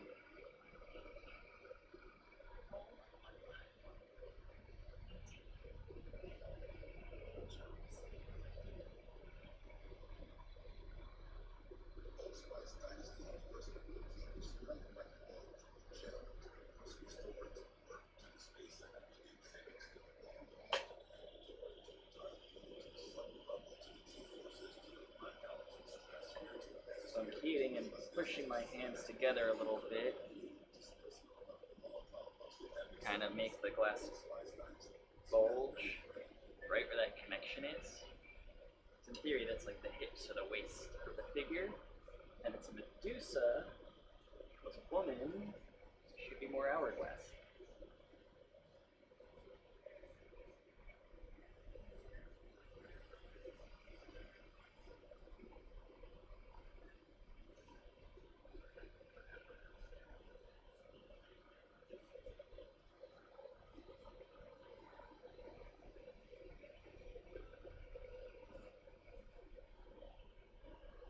This way I'm just able to set up the neck shapes I'll need as I sculpt. So I'm kind of gathering up her snaky bits too.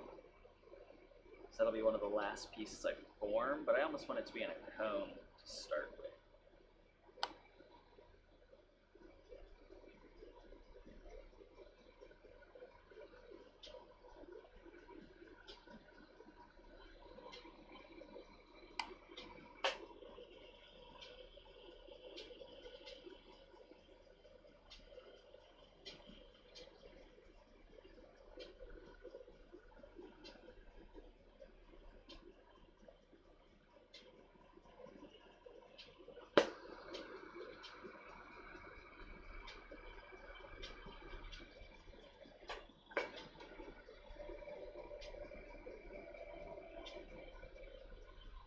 Oh, gotta build up heat.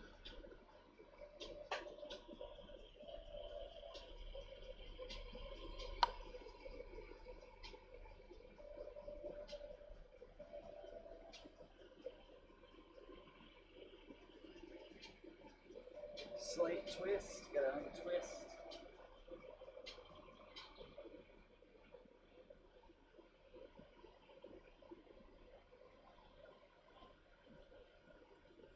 It's almost just letting the weight of the glass create its own pressure against my fingers as I turn. Create just enough drag so it twists back.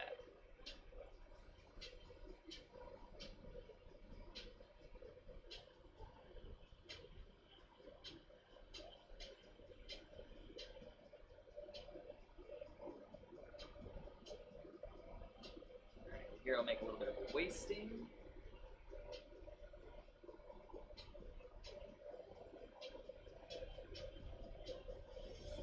And then I'll take off and start forming the shoulders.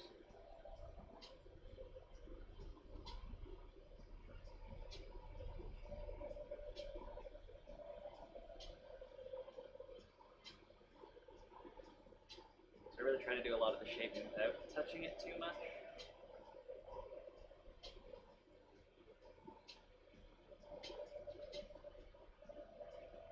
I think it allows the glass to be a little more natural in its forms.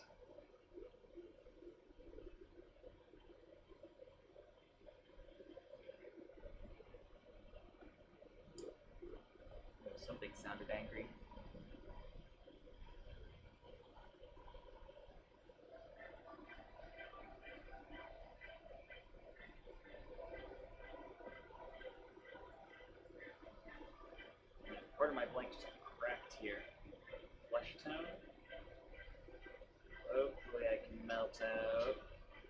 direction I need and it will be okay.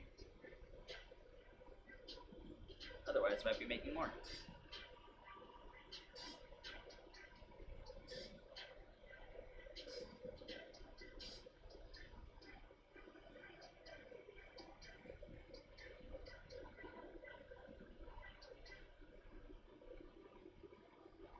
May have to do with some of these air bubbles right here. Might be some deeper ones that I just don't know about.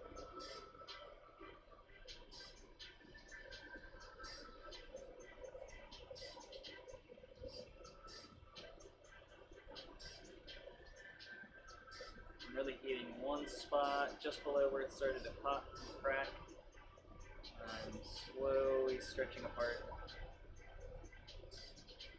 And then I'll melt that back just a little, creating kind of the top half of the torso.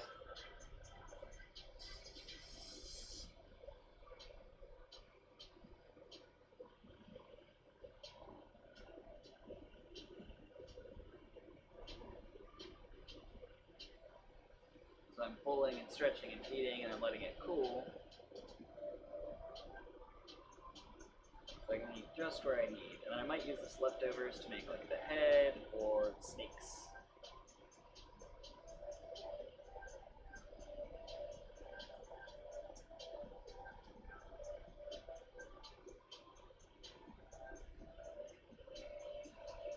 So I stretch and let it get a thinner spot, then I go back and I keep getting that spot so I don't keep pulling more and more. It starts to terminate or finish where I want it. It's all about that heat control.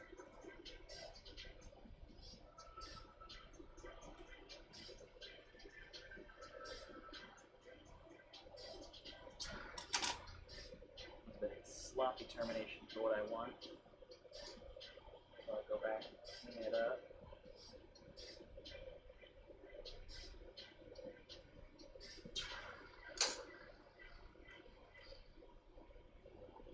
I'm going to get the figure in the kiln.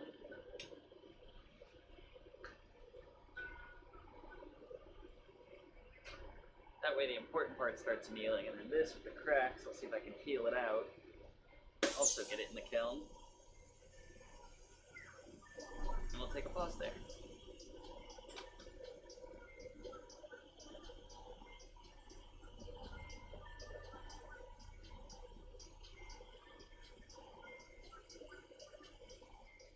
I'm going to dig out some of these air bubbles.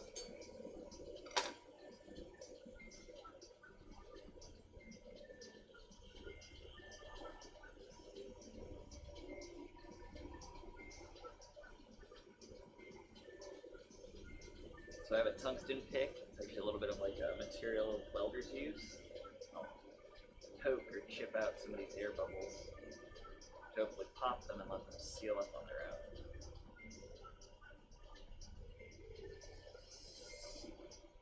First is just trying to heal in any of those surface cracks or pops that happen, and sometimes little air pockets will burst on their own because that air pressure expands with the heat and it'll just pop naturally, so I'm also letting that happen when it does. But it's a fine line of, is it air bubbles or are you boiling your glass? Because if you're overheating, you might be boiling.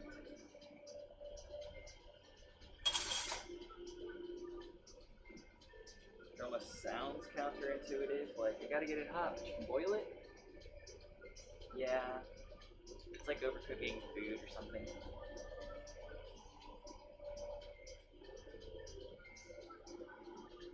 So to be able to poke the air bubbles, I need it to cool. Have a stiffened skin, so I actually have something to poke against. This is actually a hot shot technique I picked up from another friend.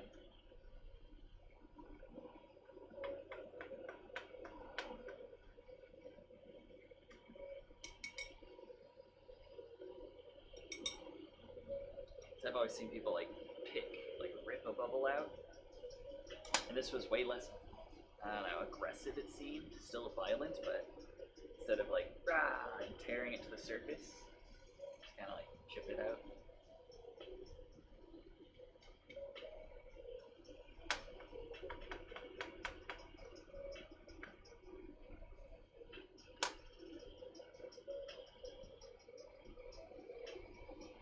this little bit might become the head of the figure, and again the snakes that come off. That way it kind of has a matching skin tone type to the rest of the body. I had an oven just like this from the mermaid as well.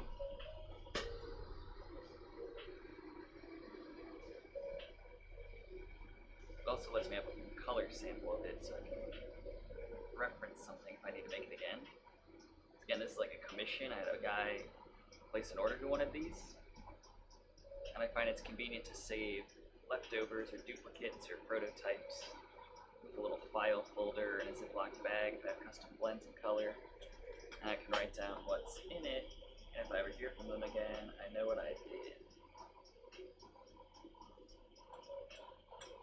Versus guessing from what might have happened years ago.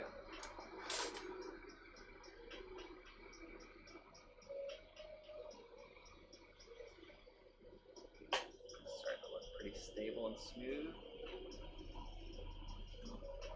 Stable being a guess.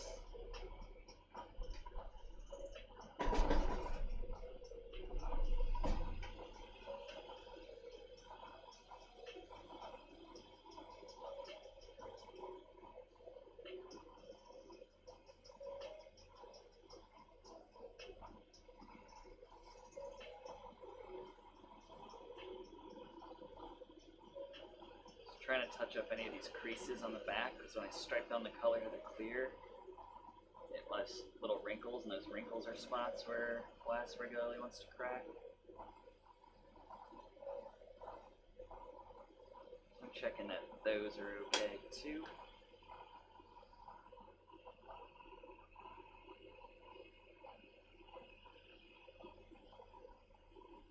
Use my paddle to melt them in. I'll let this cool a little bit and get it in the kiln.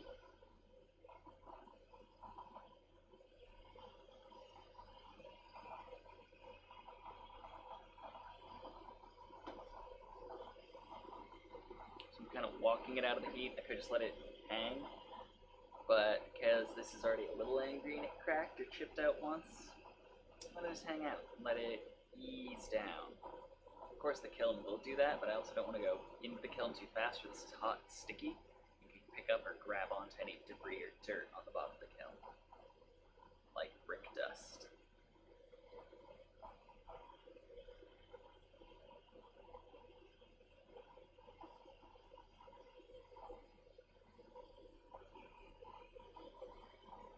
So yeah, again, you can start to see that color difference going around,